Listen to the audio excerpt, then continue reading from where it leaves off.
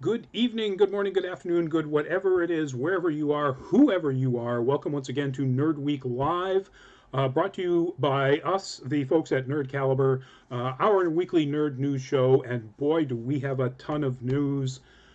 In addition to all of the stuff that dropped on Disney Investor Day last Thursday, you know what? We're probably not even touching anything that happened at the same time at the Game Awards. I just realized. But then there's even other news that dropped that wasn't related to either of those two.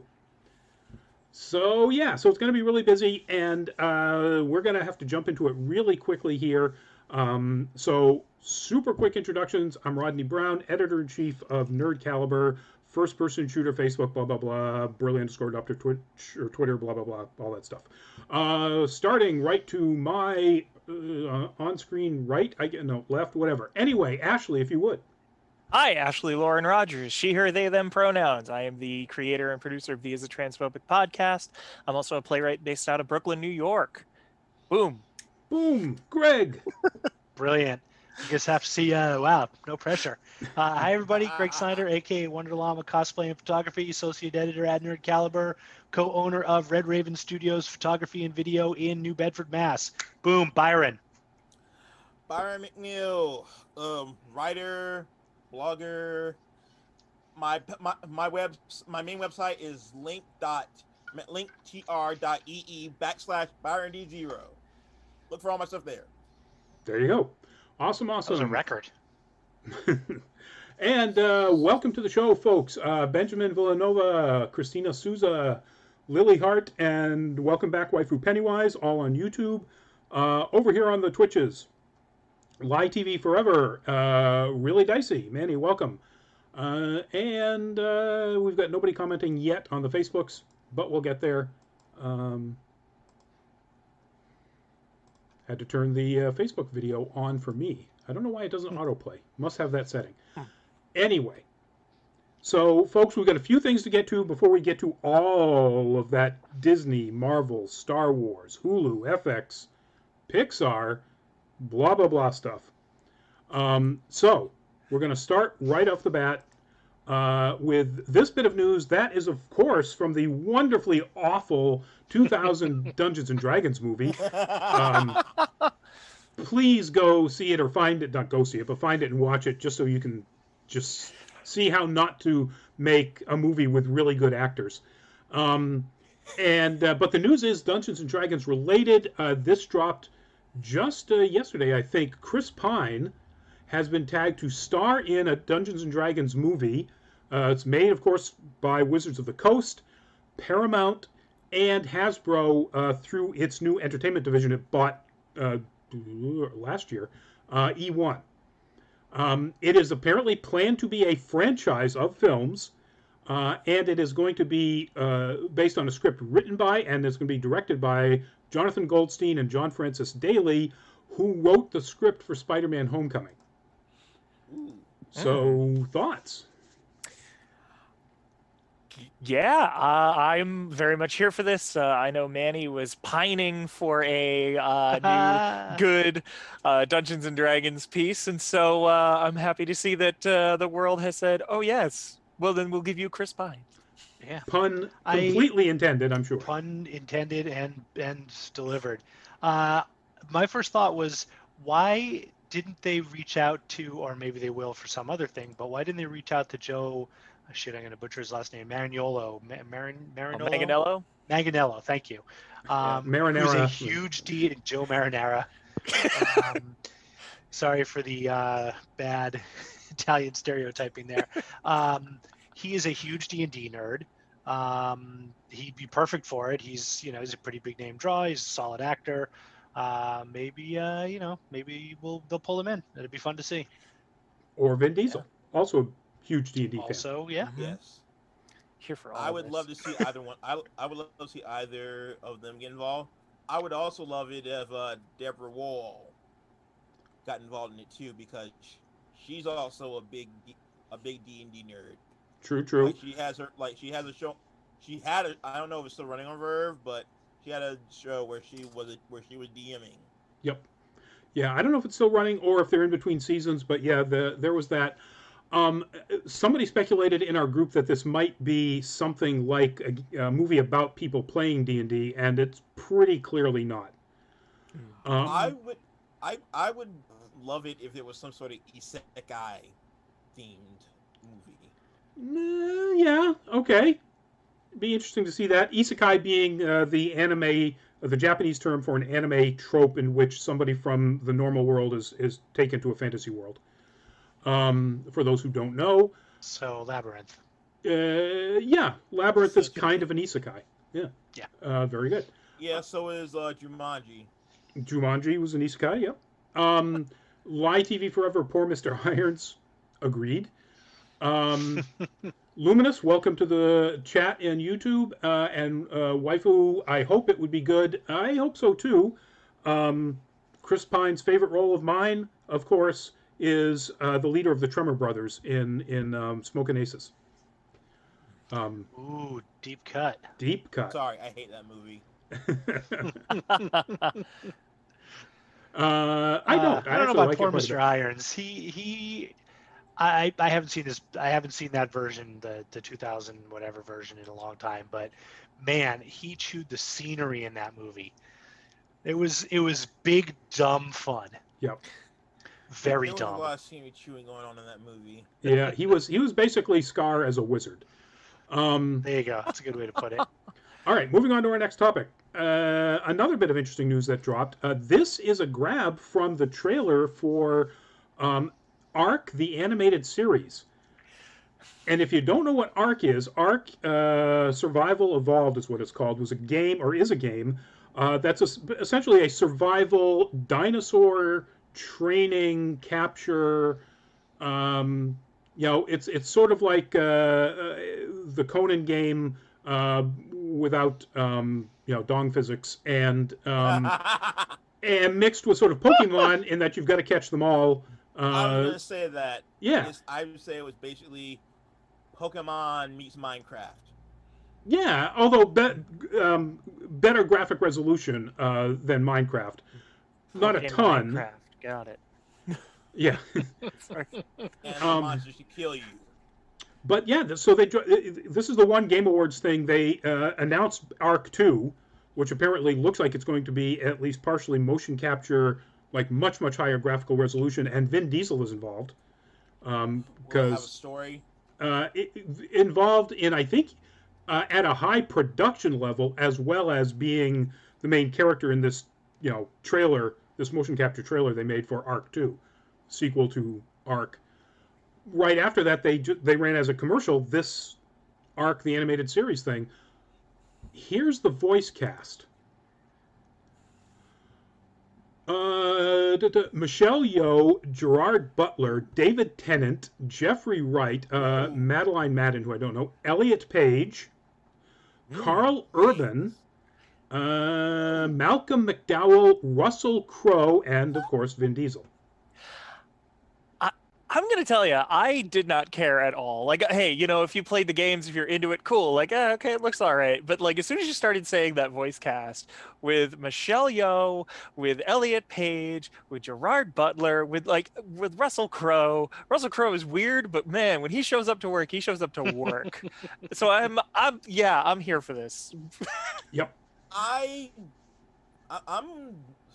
of two minds on it. Like, cool. I'm with all the shows that are ending this year. I need something to look forward to in the near future. But also, I'm kind of disappointed that they went the route of let's hire big name actors instead of talented voice actors that can actually do the thing.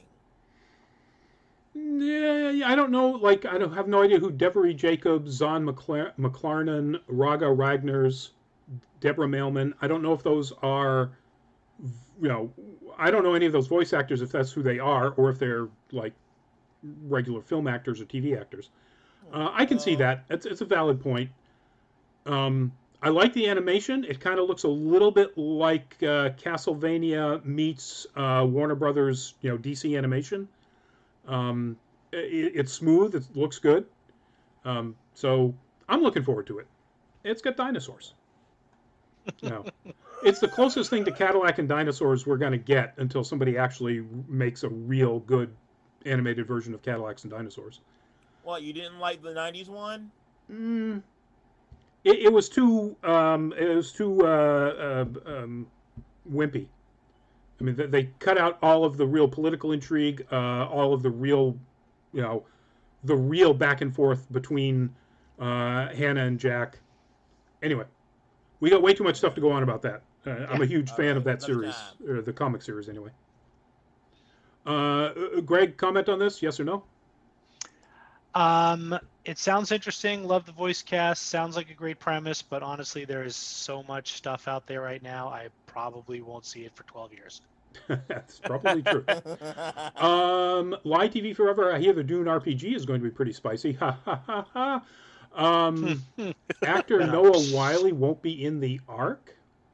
I'm thinking there's a joke there, and I don't get it. So I know I get the joke, and it's okay. Okay. You talk Noah's Ark. Oh wait, was Noah Wiley will be in the Ark? Oh, no, that, okay. That's good. I thought there was some deeper joke than that. All right, you're right. Moving on to our next topic.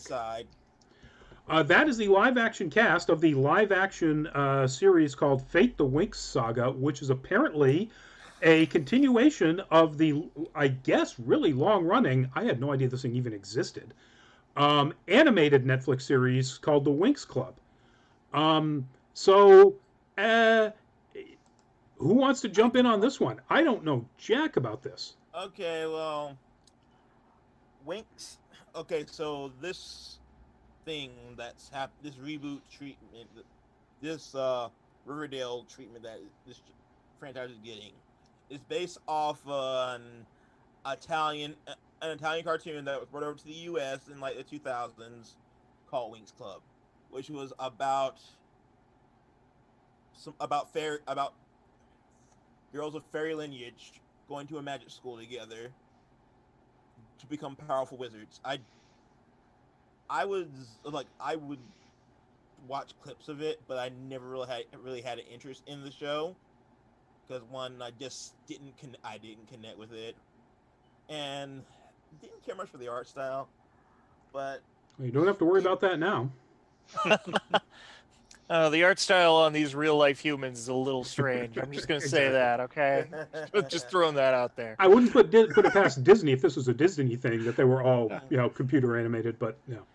Yeah, I actually I can't say that I followed a lot of Winx Club, but at the same time, I'd watch an episode here and there, and it was fun. It was competent. I'm curious what they're going to do with it for the live action one, because it is very much like your standard excuse to give women magical powers and just let them do their thing. And so, yeah, hey, let's see what the Riverdale treatment does. Yeah, in the cartoon they all had skimpy revealing outfits too. It's true. Yeah, it looks like they've changed that. Can't be powerful unless they're wearing skin-tight outfits. I mean, if you look at that, that's actually fairly reasonable. Aside from the really weird coat thing that the blonde with the pigtails is wearing. What's interesting to me is, especially with Winx Club, the other main thing that we'd see is a very clear color, the amount of greens and oranges and pinks and splashes. Yeah, and especially with this, it's wow, they've really they're not even it's all just a bunch of greens and olives. And so I'm curious, the colors are a little bit there, you can kind of see they're giving them little pops here and there, but it is interesting that it's very different from what you expect. Yeah, they're giving it the chilling Adventures of Sabrina / Riverdale treatment. Yep. And remind me, is this? I do not like. Remind me. Sorry, remind me. Is Roberto Guirasacasa doing this adaptation? I realize I could look this up myself as well, but I figure I'll throw everyone else on the spot because I know he did the adaptation of Chilling Adventures of Sabrina, and I know he is doing a new adaptation of something. I just can't remember if it's this or if it's a completely. I'll have to look it up later. Co-executive producer is Brian Young. Okay. See what else they say about any of the people behind it. Those are actors. Yeah,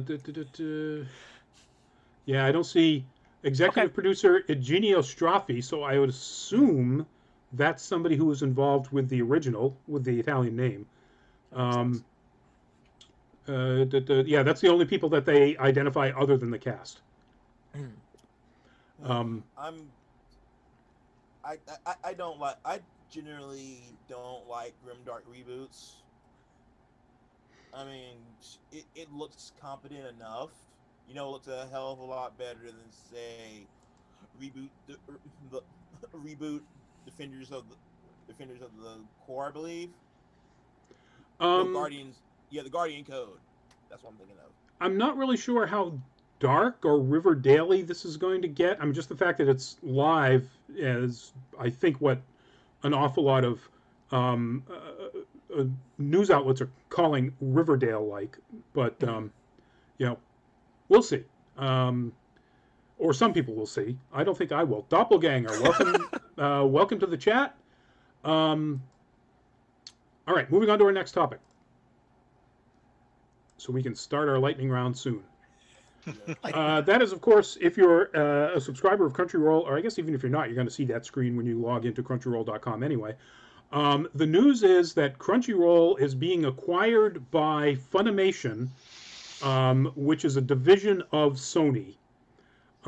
So technically, you could say it's being acquired by Sony because Funimation, I'm sure, doesn't have $1.175 billion in cash lying around to buy Crunchyroll. And we have no idea what this is really going to mean as far as the merger of the two, if there will be a merger of the two sites, if both sites will still exist, what licensing is going to change for different anime appearing on different sites or anything like that. But it's huge for anime fans here in the United States. Big implications about where they're going to be able to see their stuff. This is another topic that I'm of two minds on, because yeah, it's nice to have all this content under one umbrella, but at the same time I'm kind of just like capitalism. Yeah, capitalism in this case. You know, I'm sure nobody's going to break up a monopoly on anime, but like on the Sony side of things, though, it's just like I feel like putting Funimation's name as the buyer was like a loophole that they found to acquire another IP. Yeah. See, the problem is we just have really no idea until Sony starts telling us what they're going to do with how they're handling intellectual property rights and licensing and so on. So, you know, literally anything is a crapshoot at this point. Corporations being dishonest, you don't say. Why would they do that? I mean, just to kind of echo what's already been said, I'm very against monopolies, whether it's monopolies by a company that does one thing or whether it's an animonopoly. But I'm curious what this is going to mean. I've always liked Crunchyroll. I can't say that I've really been that active in anime, in watching anime and consuming anime, but recently. But at the same time, like when I did, I used to go to Crunchyroll for the most part. So yeah, it's very much a let's see where this goes. But I can't say that I'm optimistic. Well, I'm supremely trash, so you know True. where I stand. My first thought when I read this was, especially coming on the heels of basically what, I mean, we're going to get to the rest of our show in a couple of minutes. That's Disney's coming out as the Borg. This is like Philip K. Dick's wet dream nightmare. It's just there's going to be like 3 companies left at the end of the, yeah, hopefully Rodney and I aren't the only 2 people that know who Philip K. Dick is, and that joke might not Of have course landed. I know who he is. I'm offended.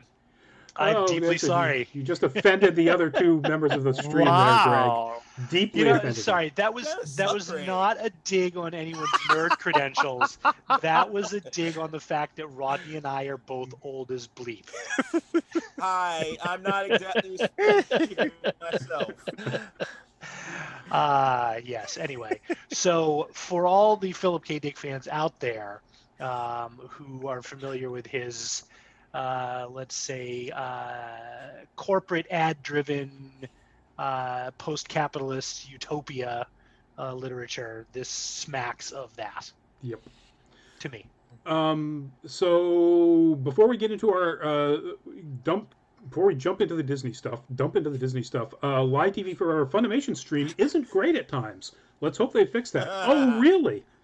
Neither is their UI. Understatement of the year, live TV. And yeah, their UI sucks really hard.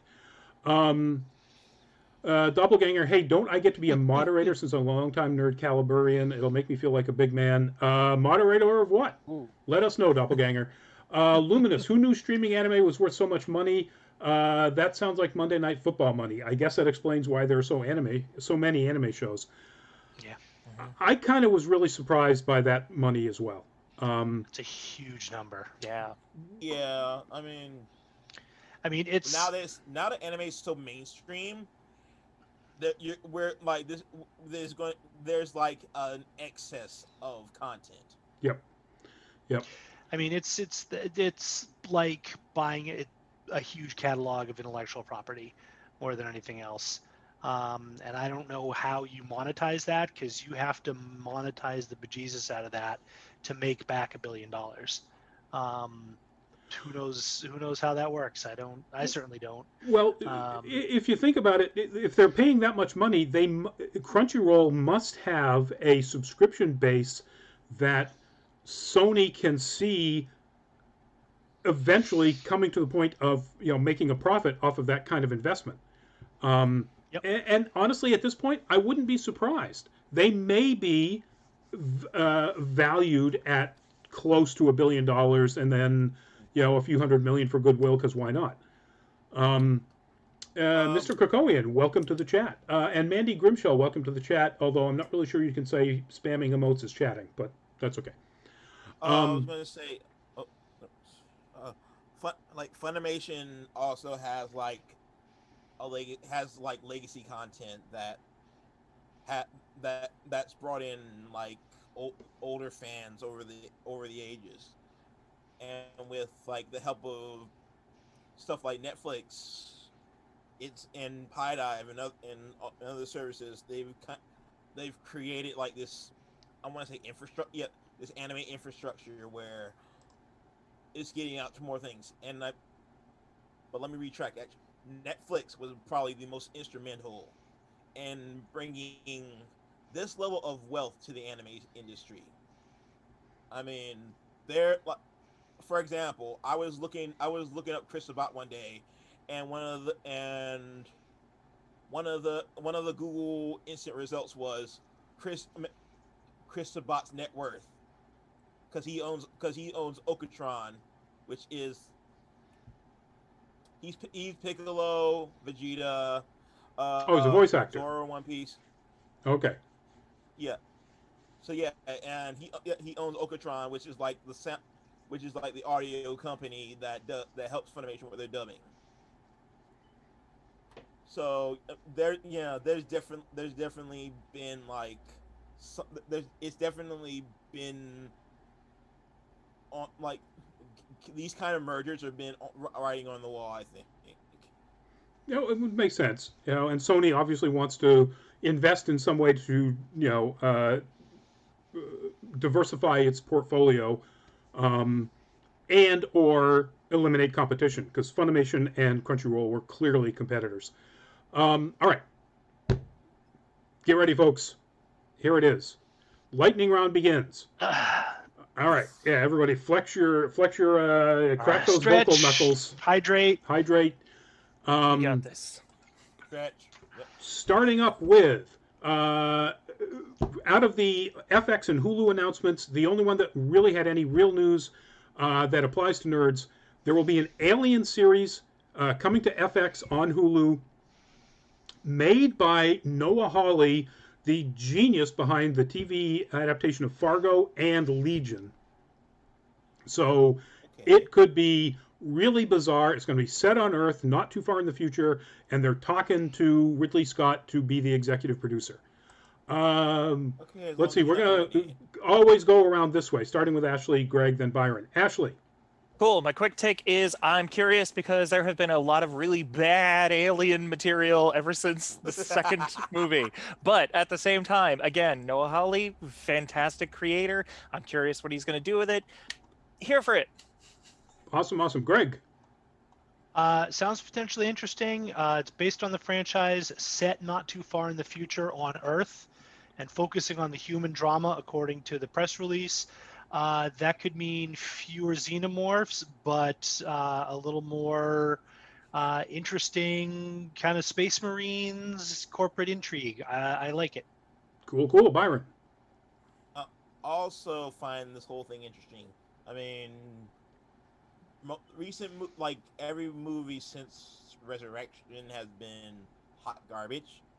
So getting some new blood in here and pushing Ridley Scott a little bit away from this IP that he's not aged well in, I'm all for it.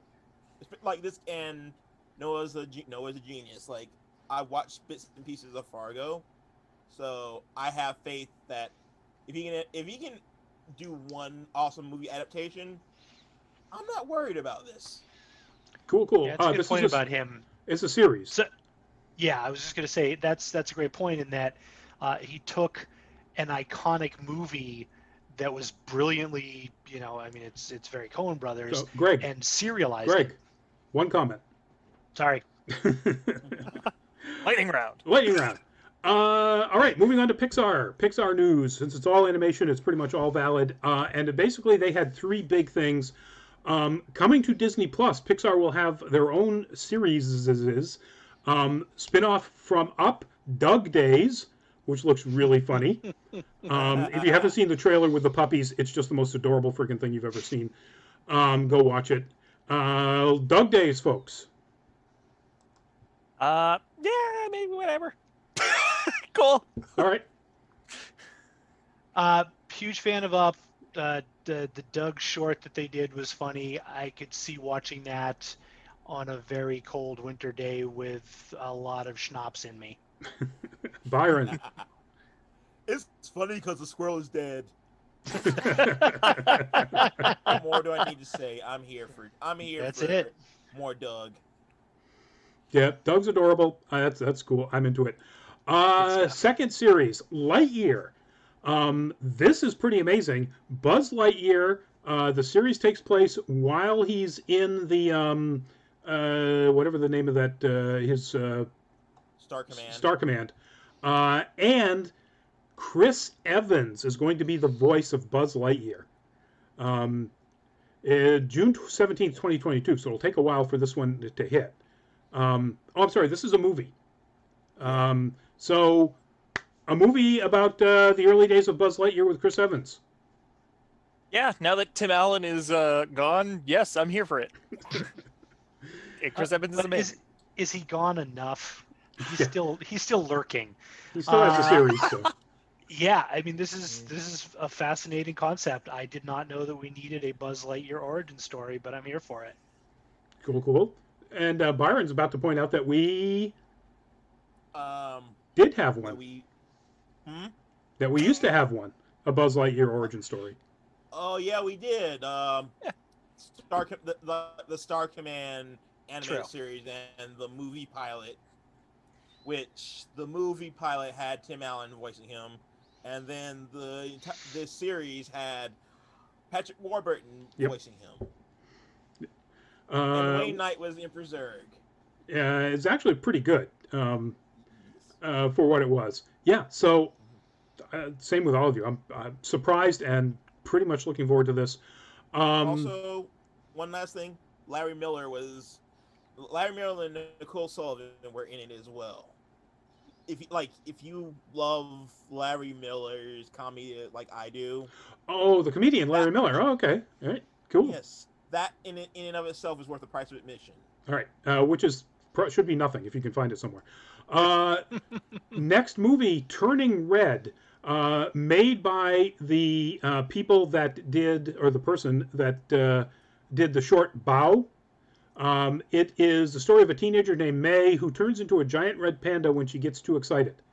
March 11th, 2022. Yep, No other super here for details. it. Oh, sorry. Nope. I'm going right in. Lightning round. Lightning round. Super here for it. Bao was fantastic. I'm really excited about this. Red pandas are in, for lack of a better term. And yeah, I'm here. I want this. This is like the one I'm most excited about from the Pixar bunch. Ditto. Bao is utterly amazing. If anybody that's on the chat out there has not seen it, it's a Pixar short. It's what great storytelling without even any dialogue can be when it's done creatively and by really smart, fun people, and it gets you right there.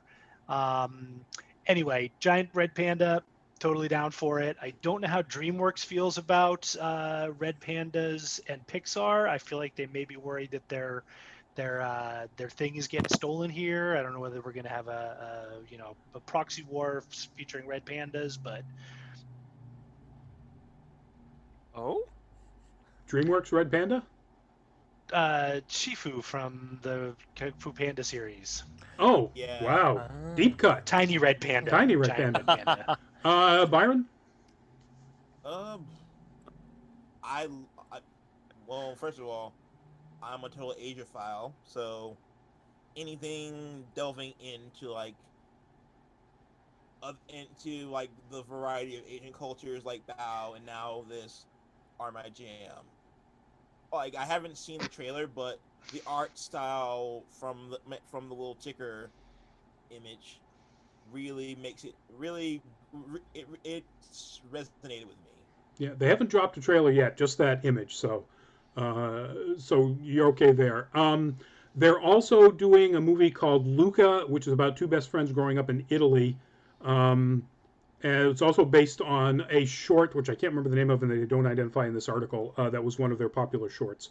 But with that said, that's pretty much the Pixar stuff. So now we're moving on to Disney Animation. And boy, did Disney Animation drop a lot of stuff. So it's up here on the screen there. Raya and the Last Dragon's coming out in March. We've kind of known that Kelly Marie Tran, Aquafina, and it will be dropping on Disney Plus at the same time, apparently, as it gets out in theaters for quote unquote premiere access. In other words, you got to pay for it, like they did with Mulan initially. Series. There will be a Baymax series that is essentially Baymax doing rescue adventures. Pretty much it. It's Baymax as an EMT. Zootopia Plus, which I think explores more of the world of the city that it's partially set in. Tiana, based on Princess and the Frog. A Moana series. Their next movie is going to be Encanto, which is, I think they said, set in Colombia. Yes. Yeah. Yes, Colombia. And this one has really got me. A series called Iwaju, which is based on the works of a Nigerian comics publishers. And it will be set in a futuristic Lagos, dealing with basically the continuing involvement of both greater wealth and greater poverty in a very science fiction-y futuristic Lagos. And that looks really awesome to me. Yeah, Ashley. All right. If we're talking about all of it, I'm most excited for. All right. So, I did kind of just blast through that, didn't I? I think I'm probably going to have to do this, but I'm going to go ahead. Okay. So, Raya and the Last Dragon. Great. Raya and the Last Dragon. Very here for it. So glad Disney wants to continue working with Kelly Marie Tran, because Kelly Marie Tran really got shafted on the Star Wars franchise. I'm very excited to see how she works with Aquafina. I'm here for it. Cool. Greg, Raya. Ditto. There you go. Byron, Raya. Done. I'm here for it because again, Asiaphile plus Kelly Marie Tran getting some justice. Thank you, and Aquafina's hilarious in whatever she does. Cool. Ashley, the Baymax series. Baymax series. I'm probably gonna skip it, but I'm glad it exists. There you go, Greg I'm gonna go with Ditto again. and All Byron. right. Uh, I'm not sure how to feel about it because I want. It sounds like it's geared more towards Disney Junior, so good on them. I'm glad kids will have more Baymax to teach them positive lessons. All right, cool. Tiana. Ashley. Tiana, yeah, I'm probably gonna skip it, but at the same time, glad it exists. I'm really hoping that they allow her to be a human for most of it instead of a frog. So yeah, we'll see about that. But yeah, Cool. Man, Greg? I gotta go first next time because you're literally taking the words out of my mouth. I am totally cool with that. Yeah, no, I'm just kidding. Yeah, same. It's wonderful it's going to be there. Letting her actually be a human for the majority of it instead of frog would be delightful. Cool. Byron. I love the Princess and the Frog, and I've always been fascinated by New Orleans folklore and just the culture. So I'm hoping to see more characters in the realm of Dr. Facilier. I'll buy that. That makes sense. Let's see. Zootopia Plus. Okay. Greg. Thank you. Yeah, I'm gonna go out on a limb and guess that's probably again more like Byron alluded, more Disney Junior sort of target. I was one of those odd people out that did not love Zootopia. I liked it; it was entertaining, but it wasn't, the be all and end all Disney animation movie that so many critics and friends seem to tag it as. So, might see it, probably won't, but it could be cool. Zootopia as a world is fascinating. Yeah. If I'll probably skip it. Watch Beastars, folks. What do we? Moana. Oh no, Byron. We haven't touched on Byron with Zootopia, or Ashley for that matter. Yeah, you threw yourself off there. I did completely. Sorry, Byron. Go ahead. All right. I thought Zootopia was okay. Didn't like. Rodney, you basically said what I was going to say. It's like, I might check out a couple episodes, but Beastars has me spoiled. So if it's not going to have like that level of drama, I don't need the violence, but I need that level of conflict at the very least. Make it happen, Disney. Don't wimp out on me. Yeah, I agree. Disney kids ain't gonna happen. Ashley. I'm sure it'll be fine, but meh, I'm good. There you go. So now Moana, and just so I don't screw myself up again, sorry, Ashley.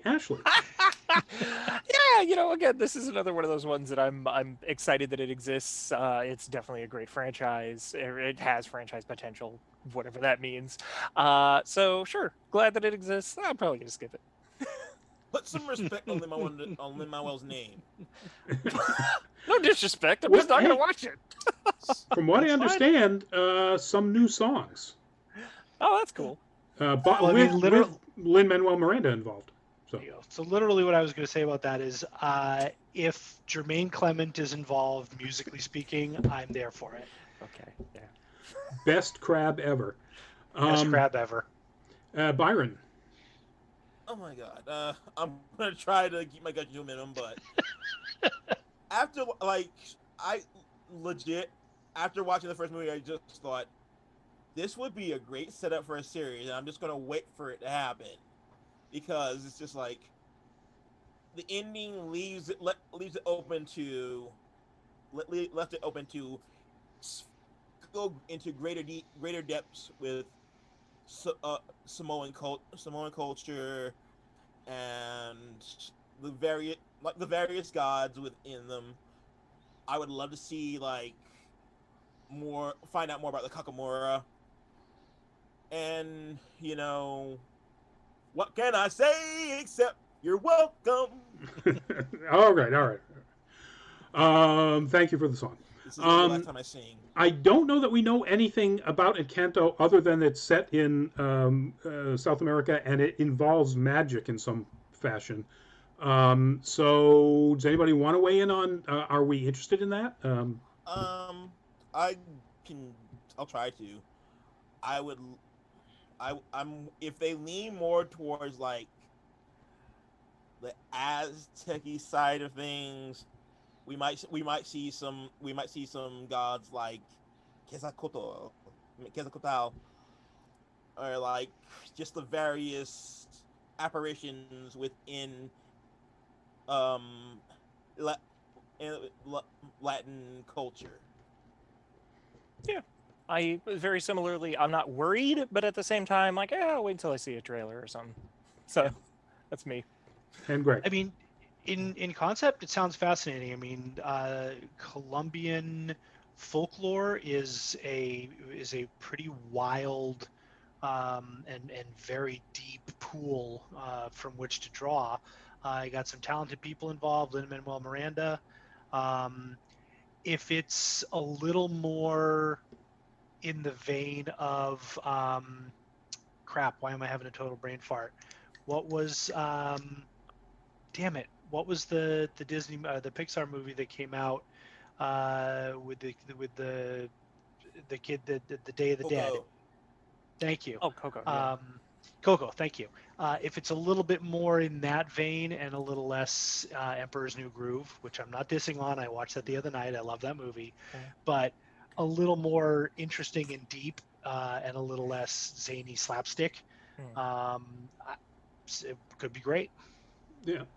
Unfortunately, not dissing that movie. Just watched it the other night. I know. Ashley was going to reach through the camera and choke me out. Ready. I was ready. Yeah. All right, and the last one, and I've got to correct this. The company is called Kugali, that is behind Iwaju. They call themselves a Pan-African Entertainment. The series does take place in Lagos.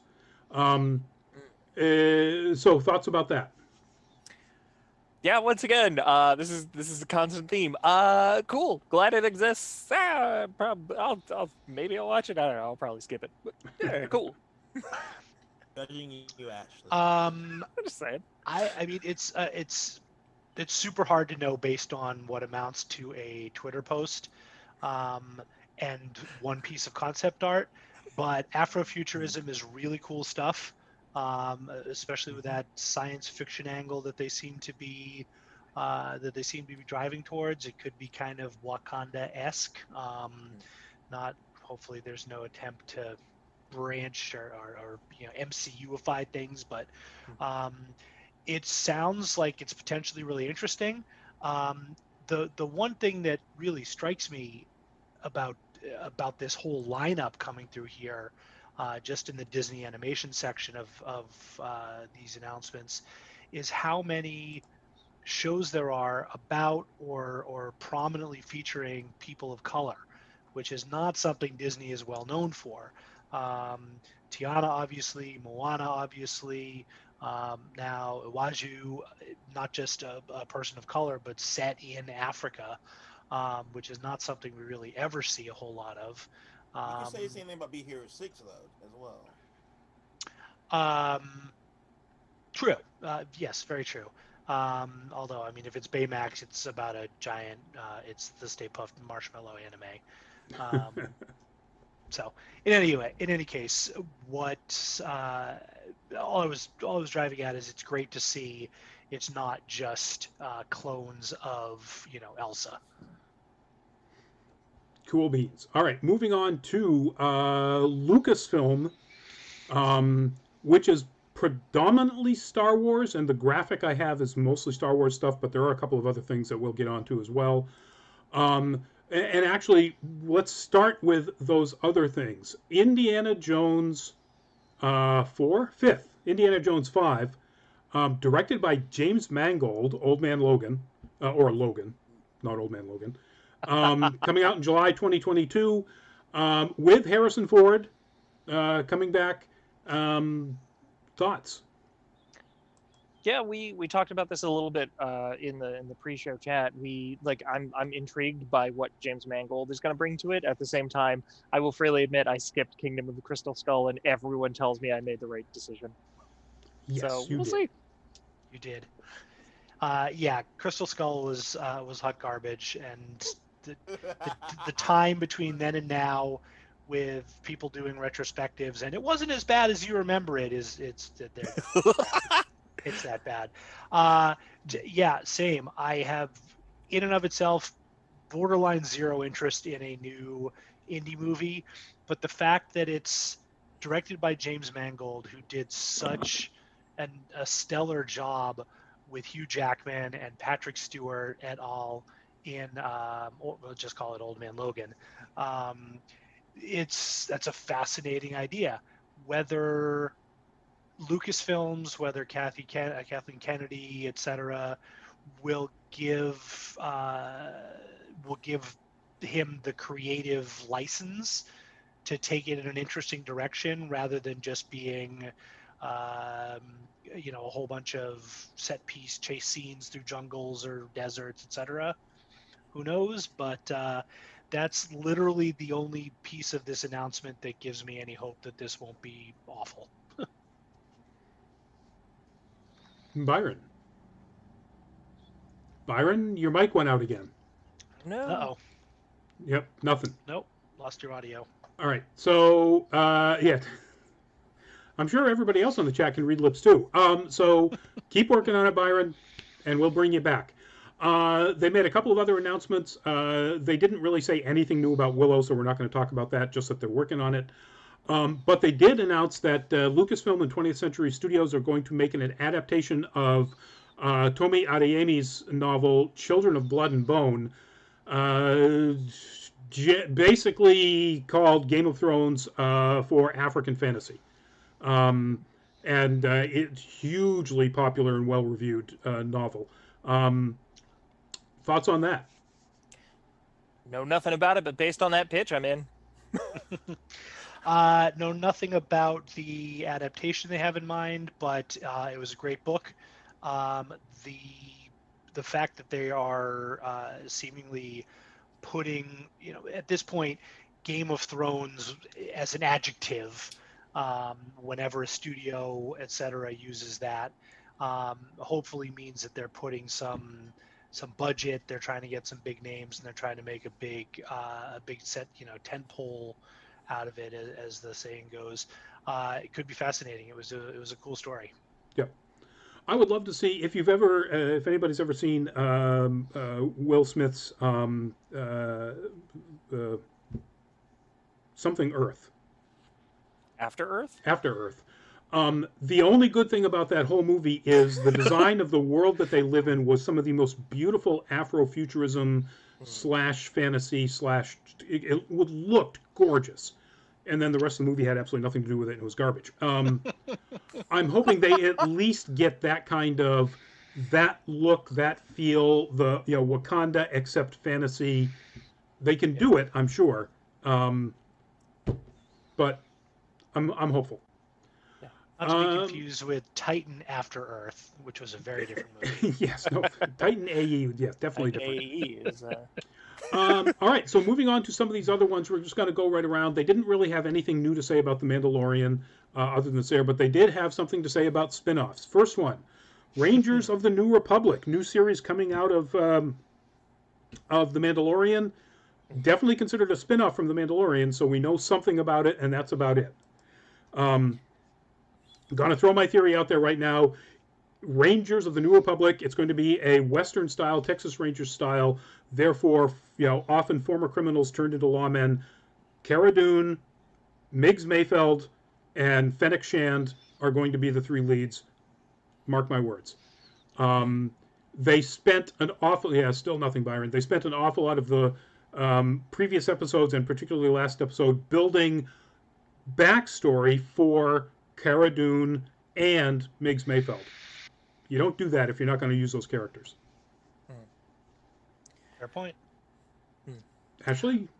Offhand, I don't remember. Those are names of characters as opposed to names of actors, right? Oh, sorry. Cara Dune is Gina Carano's enforcer, and Miggs Mayfeld is Billy Burr's former Imperial sharpshooter who was in season 1 on the prison transport ship.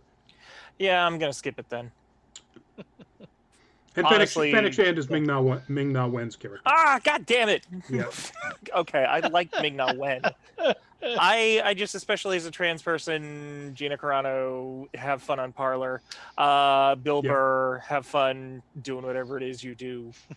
But Ming Na Wen is the only reason that I'm kind of like, man, maybe I'll check it out. But probably. But again, this is all speculation on my part. They've not said anything about it. All right, if it's just an entire show about Ming Na Wen, I'm here. If they're bringing in Bill Burr, they're bringing in what's her butt from UFC, I'm good. Greg. I'm take it or leave it. Sounds interesting. Sorry, when you say Western and Rangers, all I can think of is Chuck Norris as Texas Ranger. And then you get Bill Barr in that mix too, and it's already soured in my brain. I would watch the hell out of Ming Na Wen doing Walker, Texas Ranger. This is what we Kicking really Chuck need. Norris's crippled old ass. That would be cool. Really not Bill Barr. That would be really funny. Billy Burr, the comedian. Talking about Bill Burr, right? Yeah, Attorney General Bill Barr would be, Did I say that? You did. I meant Bill Burr, Okay. who's well, anyway, we could do a whole show on him. But Bill Barr, the Attorney General, would also be. Can they make armor big enough to fit him? I don't know. They just barely made armor big enough to fit Boba Fett. All right, and the next series they announced as a spinoff is, to nobody's surprise, Ahsoka. Rosario Dawson as Ahsoka Tano, and it'll be her story. They set up that she's looking for Thrawn, so it will undoubtedly involve Admiral Thrawn, which everybody who's been dying to see come into the Mandalorian universe. Ashley, We got you, Byron. Sorry, my thumbs up and nods were for Byron because I'm going to skip Ahsoka. Rosario Dawson. Well. All right. Hold on, Byron. Byron, can you hear us? Yes, I can hear you. All right, we're gonna continue in the rotation, and I'm sorry, we're not gonna go back to the stuff that we missed.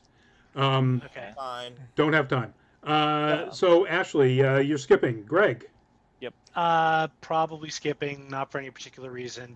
There's just way too much Star Wars content out there for me these days. Cool. Byron. Ahsoka. I'll check it out. I totally understand why Ashley has her reservations about this. I don't know how to feel about Rosario Dawson these days, but at least she's put in more of an effort than, say, Gina Carano to correct herself. So that I feel like that's worth at least giving one of these shows a shot.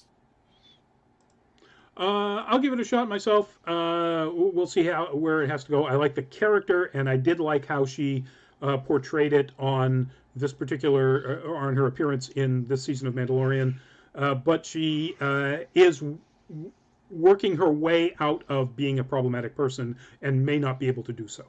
And if that's the case, then that's the case. They didn't announce anything particularly new about Andor, Cassian Andor series, other than, again, it's still happening. They did announce a huge announcement about Obi-Wan Kenobi. Hayden Christensen coming back as Darth Vader for the Obi-Wan Kenobi series, live-action series with Ewan McGregor. Ashley. You know what? I shouldn't be here for it because I will be the most vocal anti-prequel person, like one of the most vocal anti-prequels person. But you know what? Like Hayden Christensen in the right hands can do really good work. Hayden Christensen, you know what? Yeah, let me see it. Let me see it. I'm here for it. Exactly. Give him somebody who can write dialogue and direct a movie. Greg. I'm gonna briefly hop back to Andor because this is the first time I've seen it described as some sort of a spy thriller with Diego Luna. And I liked Rogue One. I was, one of that small fraction that thought it was a hot mess in a lot of ways. We could debate that eternally, but I liked it. I thought it was a good movie. So Hayden Christensen, I hope that he's spent the last 18, 20 years, whatever it's been, taking acting lessons because, I mean, you could put a slab of, oak in front of a camera and he would be about as acty as Hayden Christensen was. It's an interesting dynamic. I mean, the two of them obviously know each other for a long time. It might be interesting. I mean, it says returns as Darth Vader, so presumably he'll be in the suit. That's a rank speculation on my part, as opposed to what's it called? Pre-Darth Vader. Yeah. I'm having brain farts again tonight. Anakin, thank you. All right, that sums it up, Byron. I feel like Hayden Christensen gets a lot of flack for, even though he was pretty wet behind the ears. I don't really have I don't really have a lot of feelings towards it. I'm glad Ewan McGregor's coming back. Only time will tell if Hayden Christensen has really grown as an actor, though. Yep. That's going to be the key, whether he's grown as an actor or whether you can, put all the blame on Lucas as a director, who said, come on, give us all the emotional ranges of whining. But I'm looking forward to it. I think that made it even more interesting to me. Bad Batch, animated series about a group of clone troopers who basically called themselves the Bad Batch because they weren't exactly the most accurate and best physical clones of Jango Fett. But they're also, this is pretty much the, I know what's the term, the Kelly's Heroes. Boy, that's an old one. There's got to be a more modern version. The Expendables. The what? The Expendables. The Expendables. Yeah, it's kind of the Expendables version of Clone Troopers animated series. Less testosterone? Yeah, I don't know. Looking at it, it's pretty much, the trailer is all, bang, shoot, fight, jump, bang, shoot, fight, jump. There you go. Ashley. Yeah, I mean, I'm glad that this exists. I don't know if it's necessarily going to grip me, just because like the Clone Wars was fantastic, but at the same time, I have not really been able to follow that type of like animated Star Wars stuff. So it seems cool. Greg? I'm going to ring in with another ditto. There we go. Byron? I'm excited because as soon as the Bad Batch was introduced in Clone Wars, I got this vibe that they were the Clone Trooper Expendables. Like you have like that team reek of 80s action film machismo. So it'll be fun. It'll be fun to see this new series, and it looks like, from what I can tell, it looks like it's set after Order 66. I think so. It's good catch. Because they're fighting with the clone troopers. Yep. And basically the same. It looks very interesting. I like the idea. Don't know really much about Visions. We're going to skip over that to go to Lando. They did actually have a big surprise announcement about Lando. It wasn't casting, because apparently Donald Glover's deal has not closed, or whoever they're thinking about doing it. The creator of Dear White People, Justin Simeon, is going to be making this series. Oh. That's a big get. Yeah. I'm so fascinated as to how this is going to go, both because like Dear White People was very what do you call it? Like I loved it, but at the same time it was very like polarizing in like both in like the from what I've understood, it's been polarizing in the Black community as well as outside the Black community. Lando as a character is great. I loved the comedy of Dear White People, so I could see it working. I'm curious to see what it's going to be, but yeah, I'm here for it. Yeah, I mean that excellent points. I think the real news behind this is Donald Glover. Will he? Won't he? He was definitely one of the high points of Solo. They could have used 30% more Lando in Solo, and it would At definitely least. have improved things. But you know, we'll put that in the it'll be interesting to see what happens category. Cool. Byron. I'm definitely here for this, especially if Donald Glover gets confirmed.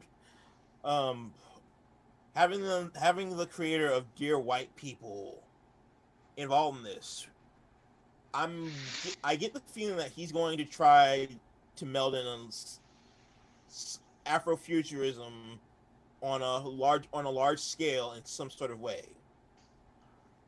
because you have one of the most prominent black icons in science fiction. How do you not take that ball and run with it? Yep. I hope so. Or even, I mean, come on, bring some sort of awareness of racial disparity and so on into the Star Wars universe. You know. It can be done. I mean, the Empire's out is an allegory for white supremacy anyway. So the next thing on here is the one that was, I think, possibly the most interesting.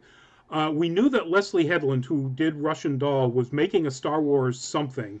We now know it's a series. It's called The Acolyte. It's a mystery thriller about the emerging dark side set during the High Republic era. So one of the very few shows not set in the larger Skywalker universe. I need to say that I love that Star Wars, Marvel, and all of these properties are literally just being looked at as a playground for other genres. I loved Russian Doll. I think Russian Doll is probably one of the best written series of the past couple of years, honestly, like from start to finish, especially the pilot. So I'm curious. I'm here for it. Please give it to me now, even though I know it's not going to be here now. Not even close to now. No, not even close. They're just talking about it right Exactly. Like I've always suspected that, Ashley, that you and I share a brain, but after that comment, it's been confirmed. Absolutely loved Russian Doll. It was superb. It was well written. Natasha Lyonne was fantastic in it. Just everything about that was great. So someone who was so directly involved with it, the co-creator, one of the showrunners, that already is a great pedigree. But the idea of a mystery thriller set in, as Rodney put it, outside the kind of Skywalker corner of the Star Wars universe is super fascinating. It could be really cool. It could actually come out as one of the better, or for my particular tastes anyway, one of the more fascinating and interesting shows in the new Star Wars, hyperverse. Is the universe even a big enough word anymore? Get Natasha Lyonne in Star Wars. Sorry, that's all I'm saying. Yes, that would Natasha be awesome. Lyonne in Star Wars. She could be the acolyte. Let's hope. I'm into it.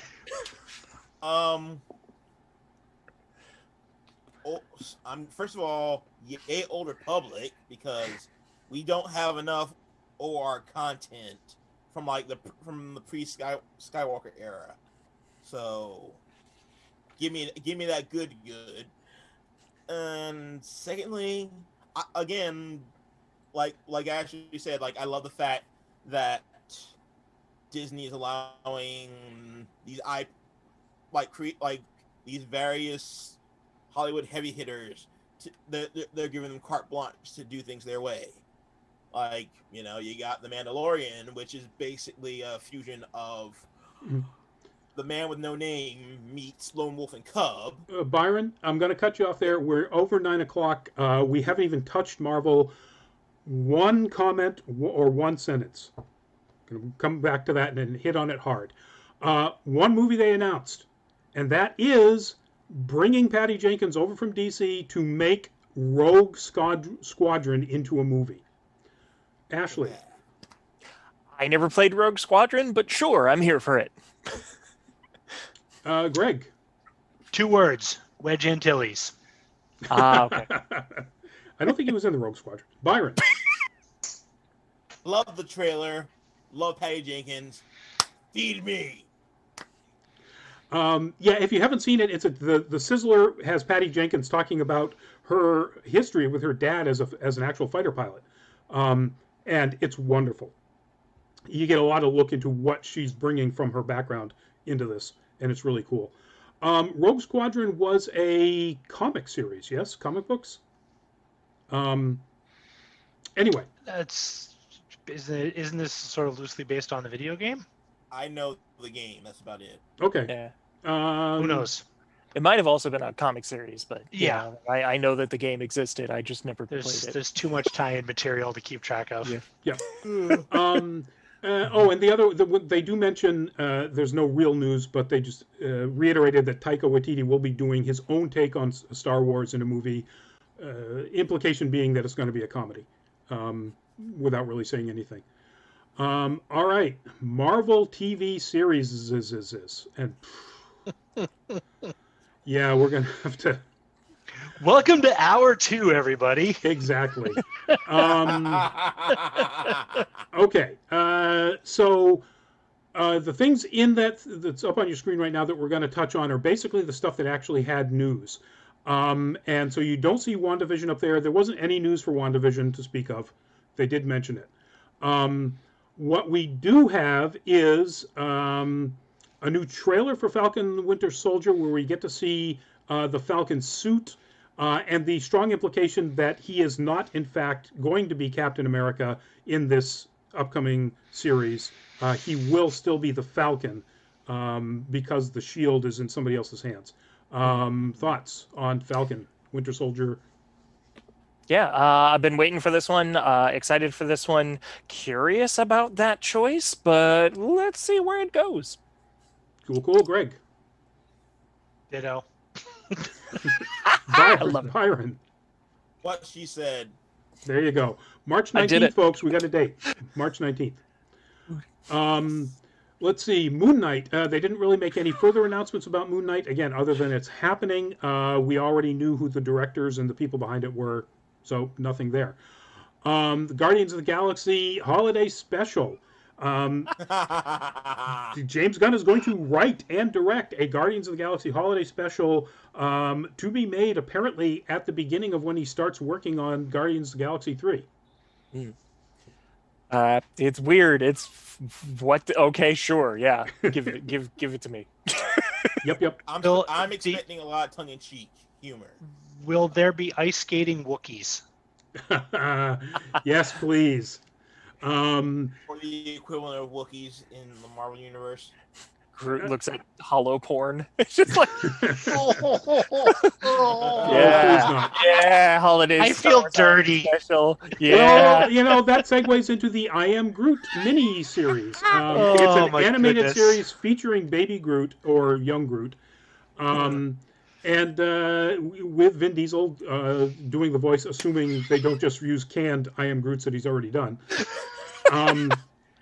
Yeah, I Am Groot. Yeah, Vin Diesel, I'm just going to say this. Vin Diesel would refuse to allow them to use canned I Am Groots. He would come in and do them all perfectly. He would. I'm here for it. I am over Groot. Byron. First of all, Greg, don't ever talk to me or my son again. Sorry, Secondly, Byron. I am the anti-Greg. I want all the Baby Groot because he's a good boy. Yeah, interesting. I'm not sure. I'll check them out, see what it's about. Loki. They showed finally a trailer that really shows off what Loki is about. It does involve the TVA, the Time Variance Authority. Owen Wilson is wonderful in it. It shows that apparently he is going to be going around and taking the role of people in actual moments of history. The trailer ends with him essentially. He's DB Cooper, or he was DB Cooper. And the reason you never found him is that Heimdall bifrosted him away. Bridged him out. I think it looks great. We don't know a whole lot more about it. Sometime May or sometime summer of 2021. Ashley. Yeah, since we don't have drunk history anymore, this is the closest we got. Let's do it. Well done. Bring it. Loki is by far the most fascinating character from Asgard. Yep. Byron. Calling Dr. Beckett. It was a Quantum Leap reference. Oh, okay. Okay, yeah, all right, good. Fair. Now Deep I cut. feel old, but yeah, I'm totally on board with Quantum Loki because why not? Quantum Loki. I love Marvel's take on time travel, so we don't get all that wibbly wobbly timey wimey BS. Yep. Ironheart. New series. They are going to be making a series about Riri Williams. Yes. Dominique Thorne, who I don't really know anything about, but Ironheart series. Very opposite of Star Wars. I'm here for pretty much everything that we're going to see, but at the same time, I know very little about this. I'm just, here, give it to me. If you get a chance, check out the comics. You like it. Okay. Yeah, I'm not familiar with it at all. For anybody who isn't, Viral Dave on YouTube just joined. Welcome to the show. Awesome. I agree. Ironheart, Riri Williams is a 15-year-old genius who at MIT builds her own Iron Man style suit. Okay. Oh, right. We talked about that briefly a while ago. Yep. Byron. Go Riri. It's your birthday. Go Riri. There we go. Awesome.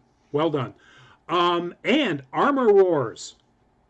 So they're making the Armor Wars comic line in which then Tony Stark realized that his technology had fallen into way too many hands, and he went around the world against the wishes of the American government, against everybody, and took his armor back from Crimson Dynamo, from not Red Tornado, that's a DC. Very different story. Yeah. Tornado character whose full name I can't remember. Basically a whole bunch of people who were using his armor. It's going to be War Machine. It's going to be Rhodey, Don Cheadle, leading this particular thing. We don't know anything else about who else is going to be in it, but yay. Yeah. Ashley. Yeah, I've wanted Don Cheadle as Rhodey to be able to take lead for a little while, so we'll see how this goes. I think it's good. I think it's got a good heart to it because it's immediately trying to take back a thing that his good friend, that his friend created. So we'll see. We'll see. Yep. Greg. See, now I see a thing called Armor Wars, and I was really hoping that it was a sci-fi series where a bunch of super smart nerds build their own homemade power suits, and they fight it out in the ring like Robot Wars. BattleBots, yeah. BattleBots, cool. Exactly. I would watch the hell out of that show. All right, that's not what it's about. So your take on this? I know. I don't know anything more about it, so I'm going to go with BattleBot version instead. Okay, Byron. I'm going to try to make my points as concise as I can. Point. But this is... Point. Or two. Yes. Fast. Okay. This is my favorite Iron Man story arc. It's what I wanted Part 3 to be. And I feel putting Rhodey in this role feels super organic. It's going to be awesome. I want this show now. Yep. No, cool. I agree. 100%. So there was something else in here. Not up on this graphic for some reason is She-Hulk. And we did find out, they confirmed that Tatiana Maslany was going to be She-Hulk, and Tim Roth coming back as the Abomination. Yes, yes, so much yes. Ashley. Holy crap, Tim Roth coming back as Abomination. Like, I'm really excited about that. They also mentioned that Mark Ruffalo is going to be in there occasionally as Hulk. Yep. I was here for this show when they announced it. Now I'm just like way more here for it. Absolutely. Greg. Sounds like it could be pretty funky. That it could. Byron? I'm here for it because Hulk's my favorite Marvel superhero. The Hulk family, as it were, they're all good. Looks a hell of a lot better than Agents of Smash, which is not very low bar. Very low bar. And the only thing new about Ms. Marvel is that they actually showed some footage, which is really surprising. They probably cobbled some stuff together just for this presentation, but if you haven't seen the trailer, go look at it. You'll get a sense of what the Canadian actress Iman Vellani looks like as Kamala Khan. It's really cool. But there wasn't really any other news to go along with it. So we're going to move to movies. And we actually can use, to some extent, this first graphic again. So they confirmed, again, Blade is happening, yay. Oh, we forgot Secret Invasion as a series. Samuel L. Jackson gonna be doing a TV series, folks. Well, a streaming series. Ben Mendelsohn coming back as Talos from Captain Marvel, the Skrull, and it is going to be based on the comic run about the Skrulls, basically inside every operation, government, whatever you can think of in the real world and the Marvel world. God, I'm so excited for this. Yeah. Yeah, too. Okay, I had no idea how they were going to do this, because of course they're going to do this. It's one of their major storylines in the comics. But at the same time, especially because they flipped the political leanings and the political space of the Skrull and the Shi'ar, is it? No, the Skrull and the Kree. Kree, that was it. We haven't met the Shi'ar yet. Yeah, that's right. But yeah, because they kind of flipped that, I'm so curious how they're going to do this, but I'm here for it. Yep. Greg? Sounds interesting. I think I may have Marvel overload at the point that comes out. But yeah, I mean, that was obviously a huge story arc, and it'll be cool to see Sam Jackson in a TV series. Yep. Byron? I'm very excited to see how they explain this antagonistic group of Skrulls. Maybe they're defectors, maybe they're rebels within the Skrull hierarchy. Either way, it's gonna be so kick-ass, and I am here for it. Yep, me too. I'm very excited for this. And particularly Ben Mendelsohn, as just a quick aside, as I mentioned last Thursday when we were talking about Infinity Train, he was the voice of Agent Mace in the second season. Ben friggin' Mendelsohn, just amazing. Anyway, getting back to movies. So they mentioned Blade, didn't tell us anything more about it other than it's happening, and they haven't said that Mahershala Ali has dropped, so assuming he's still with it. They mentioned Captain Marvel 2, didn't really mention anything further about it other than Ms. Marvel will in fact be appearing in it, and Nia DaCosta is making it. The Monica Rambeau and Kamala Khan are going to be in it as well. Right, Ms. Marvel is going to be in it. Yeah, I said that. And yes, you're right, Monica Rambeau, who we don't know what her title will be in the MCU yet. She was actually the first woman to hold the Captain Marvel title long before Carol had it in the comics.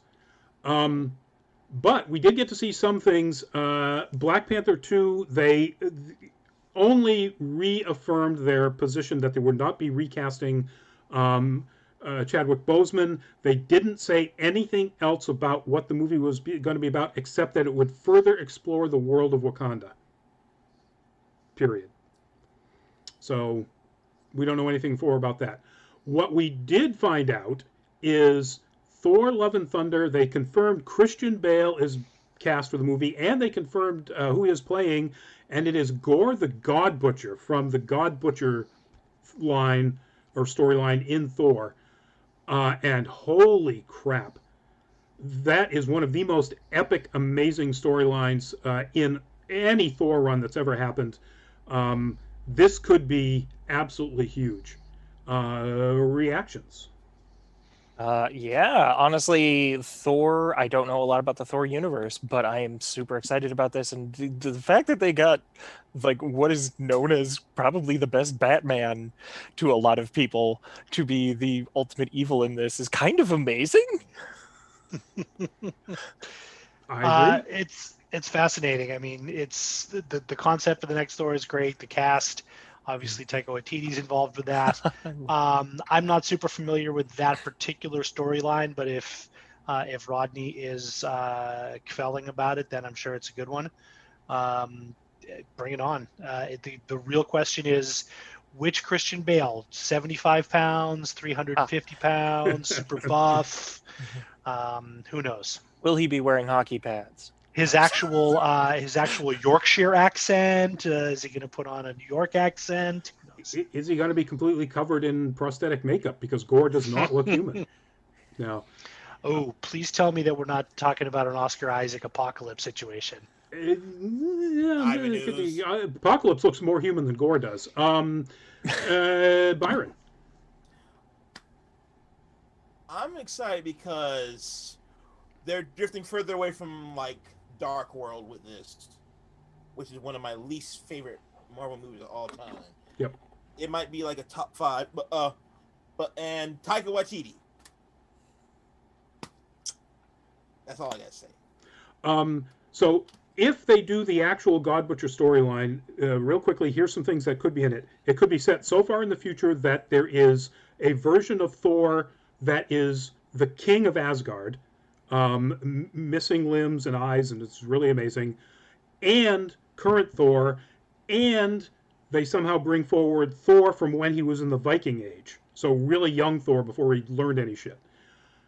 Because King Thor is in it, Thor's daughters, canonical from the mythology, his 3 daughters are in it, and they are fucking awesome. They are the best. Well, it's a great series, but they are like the best thing about that series. The most kick-ass 3 broads you've ever met. It's amazing. Hopefully some of that will come into this movie instead of just Christian Bale screaming at people. Let's see. Other movie stuff that they talked about. They did mention. Where is it? I wanted to do something before we got to those, but I guess all right. So I guess I'll do this. They did mention Ant-Man and the Wasp: Quantumania. They have confirmed that Jonathan Majors will be playing Kang, the Conqueror. They have recast Cassie Lang with the actress Catherine Newton. Possibly to be more of age and a sort of accurate look to Cassie as Stature from the Young Avengers. I don't know. Yeah. But so Ant-Man and the Wasp: Quantumania. As long as Randall Park is there, and as long as they make some sort of joke about WrestleMania, I'm there. Even if they don't, okay. Good call. Like, I'm just saying, like, if they take on John Cena, I mean, he's the man that cannot be seen. So, So, not to be confused with WrestleMania, I thought this was going to be Ant-Man and the Wasp: Quadrophenia, where it'd be the Mods versus the Rockers. Yes. Soundtrack by The Who. Byron. I'm definitely excited for this.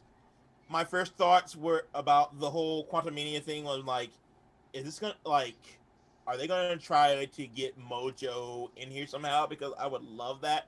He could be like the commentator for whatever the battles are. You know. Ooh. Yes. All right. Now you just blew my mind there. Yeah, that's a deep cut for the X-Men fans there. Yeah. Because it's X-Men stuff, I don't think they can do that yet, but that would be cool. So two quick things. Doctor Strange and the Multiverse of Madness, they mentioned that America Chavez will be a character. Yay. Oh. And Xochitl Gomez is going to be playing America Chavez. Which really makes sense because what is one of her characteristics? She can literally kick holes in between dimensions. Wow. Yeah. So, and then Shang-Chi and the Legend of the Ten Rings, the only thing they really announced about that is that they announced a whole bunch of cast members, which I don't recognize from the comics, except one, the villain anti-hero at times, Razor Fist, is going to be a character. And I'm assuming they're going to do the version of him where he's called Razor Fist simply because his fists are so fast, as opposed to the one who literally has no hands but has blades. So Terminator T-1000? yeah, except permanent. Yeah. Oh.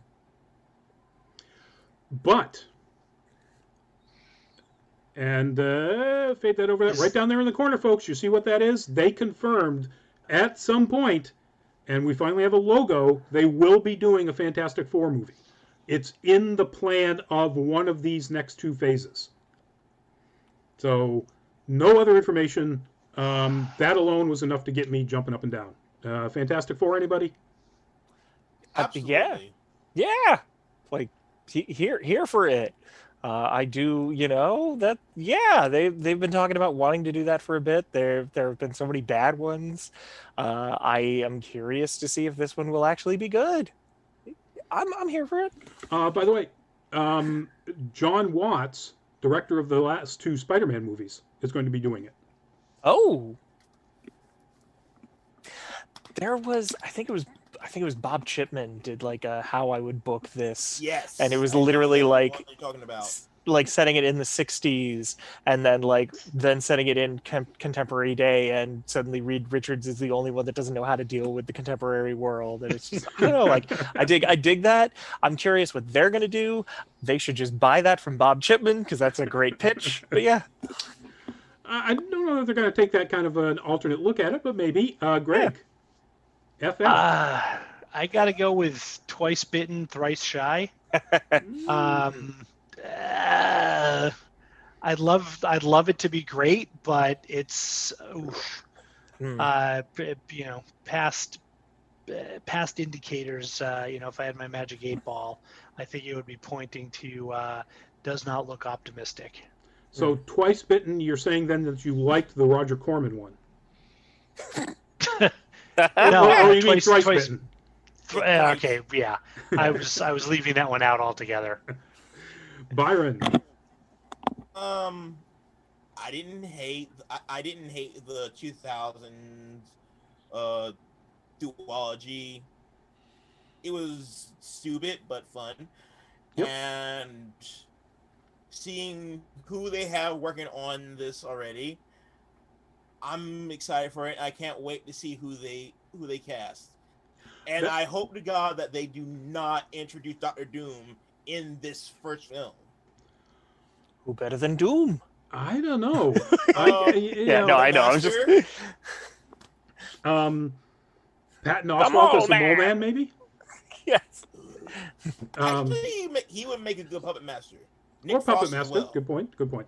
Anyway, it's basically 9:30, folks. We've just run through the Marvel movies. Anybody on the team here, did I miss anything in any of the rundowns that you... Yes, you did. Okay.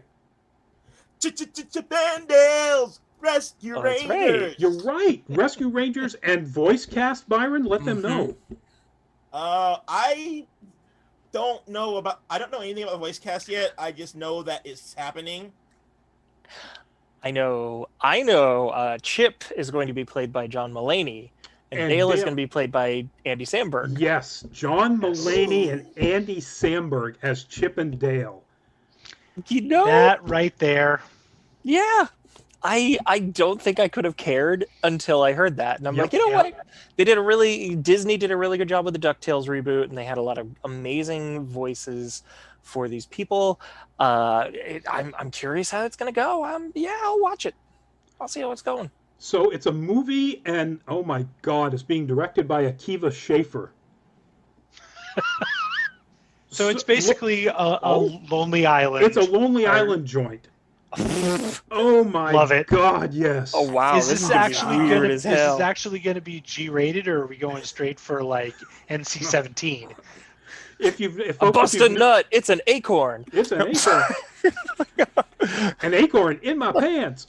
If you haven't, my goodness, folks, if you haven't seen John Mulaney's wonderfully foul-mouthed outtakes as Spider-Ham from Spider-Man Into the Spider-Verse, go to YouTube and find that clip. It's just hilarious. I would love to see a series. I can't imagine Disney ever doing this, but I would love to see a Rescue Rangers done like that. But even if it's not, even if it's G-rated, I mean, Lonely Island doing Rescue Rangers, sign me up. Yeah, it's going to be hilarious. Definitely. They're all going to be on a boat, I'm sure. Anyway, anything else? Did I miss anything else? Undoubtedly, but you know, yeah, so much stuff. That probably covers it. Yeah. All right, folks. Once again, if you like our stuff, support us on Patreon, patreon.com/nerdcaliber. We'd love to be able to put your names up at the end of our videos when they go up on YouTube. And you would help us basically cover cons when cons come back. So that would be wonderful. Real quickly, going around to say goodbye. Ashley, say goodbye. All right, goodbye. There you go. Good Greg. Good night, Gracie. Byron. Peace out, y'all. There you go. And from the rest of us at Nerd Caliber, thank you all very much. We'll see you Thursday night if you want to do the full fat spoiler chat. Blood of Zeus, the Netflix series. We're going to be ripping that one a new one, I'm pretty sure.